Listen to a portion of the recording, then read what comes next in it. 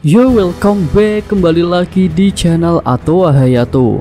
Bagaimana kabar nakama sekalian? Semoga selalu baik-baik saja. Yosa, ini adalah segmen spoiler versi lengkap untuk chapter 1116.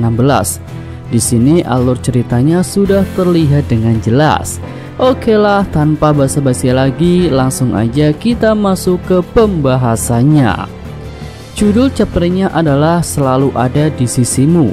Judul ini menggambarkan Kuma yang akan selalu ada di sisi Bonnie.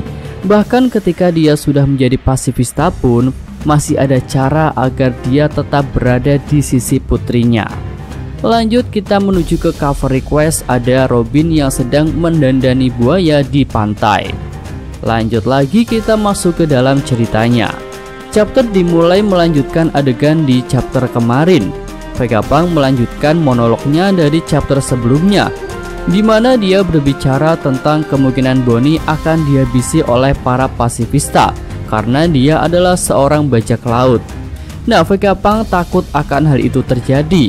Karena itulah dia mempertaruhkan nyawanya untuk memasang program rahasia pada semua pasifista berdasarkan program milik Kuma.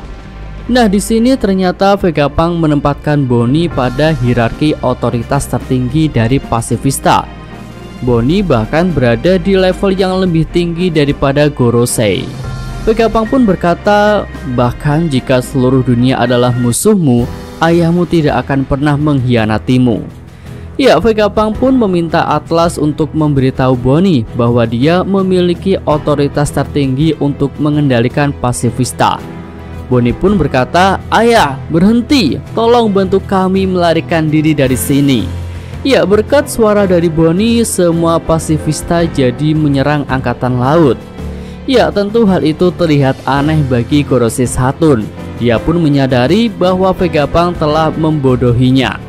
Tanpa basa-basi, Saturn langsung menusuk Vegapunk dengan salah satu kakinya. Kemudian Gorosei Saturn meminta Kizaru untuk menghabisi mereka semua. Ya, Sanji dan Franky berusaha untuk menghentikan Kizaru, tapi hal itu tidak mudah. Franky malah terkena laser Kizaru. Sanji berusaha menahan laser-laser itu, namun pada akhirnya dia pun terkena laser juga. Ya, Kizaru pun mendatangi Bonnie dan langsung berusaha untuk menghabisi anak Kuma itu.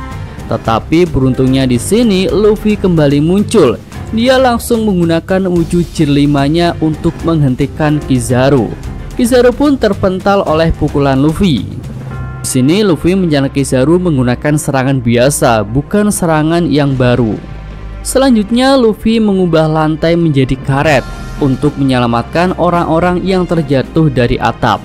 Melihat hal itu, Gorosei Saturn melihat Luffy dalam diam. Kemudian setelah itu terlihat Kizaru duduk di tanah. Dia sedang memegangi kepalanya yang dihajar oleh Luffy. Tapi tampaknya Kizaru tidak terluka parah. Nah, setelah berhasil mendarat dengan selamat, Bonnie bergegas untuk menolong Vegapunk yang sudah dilukai oleh Saturn. Pada momen itu Vegapunk mengungkapkan kepada Bonnie bahwa Luffy adalah Nika. Ya, selanjutnya dalam halaman ganda yang luar biasa, kita bisa melihat Bonnie menangis sambil menghadap ke langit. Dan di langit Luffy menunjukkan pose nikahnya. Wah, epic banget ini.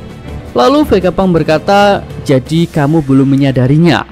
Tapi saya juga tidak akan percaya sebelum menyaksikan dengan mata kepala sendiri bahwa Luffy si topi jerami yang menarik perhatian Kuma itu ternyata adalah benar-benar dewa matahari Nika." Bonnie terkejut. Dia berkata, "Apa?" Ya, Vegapunk melanjutkan, "Kuma benar. Buster Call, apakah itu akan berhasil? Ada orang di dunia ini yang telah menunggu berabad-abad."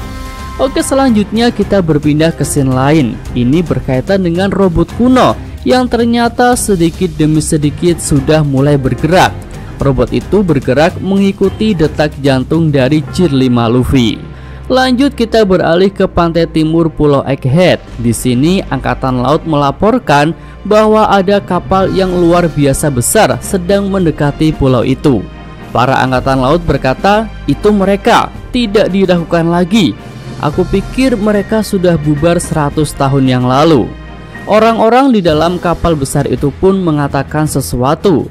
Haruskah kita berhenti atau kita terus saja? Tidak, terobos terus. Ya, lanjut lagi. Di sini ada halaman ganda yang epik pada akhir chapter ini. Terlihat kapal bajak laut prajurit raksasa menghancurkan semua kapal perang angkatan laut yang ada di bagian pantai timur. Ya, dengan kapal yang sangat besar itu, tentu kapal-kapal angkatan laut bisa dihancurkan dengan mudah. Angkatan laut pun panik ketika mereka diserang. Mereka berkata, "Tembak! Mengapa bajak laut prajurit raksasa ada di sini?" Ya, terlihat dua raksasa yang memimpin serangan bajak laut raksasa itu adalah Dory dan Brogy. Brogy pun berkata, "Lihat mereka, Dory. Mereka bertanya-tanya kenapa kita ada di sini." Dory pun menjawab, "Ya, itu pertanyaan bodoh. Tidak ada yang kebetulan di dunia ini. Benar kan, Brogy?" Angkatan laut pun semakin panik dan mereka mengumumkan keadaan darurat. "Kita dalam keadaan darurat di sini. Para prajurit raksasa telah muncul." Brogy kembali berkata, "Hahaha, kami di sini untukmu, topi jerami." Dory ikut menjawab, "Hahaha. Iya, kami di sini, sang dewa matahari."